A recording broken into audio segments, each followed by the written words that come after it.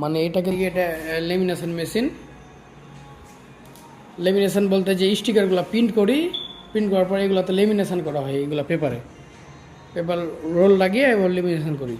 আর এটা হলো UV print.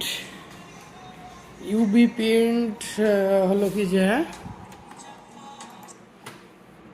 UV print হলো কি যে এই যে সেন্টের বোতলে প্রিন্ট করা, সেন্টের বোতলে বা আইডি কার্ড প্রিন্ট করা, আর একটা সেন্টের বোতল বা ছবি প্রিন্ট, মানে বিভিন্ন ধরনের প্লাস্টিক জাতীয় জিনিসে প্রিন্ট করা,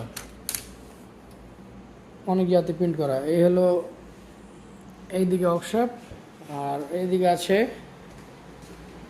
লেজার মেশিন।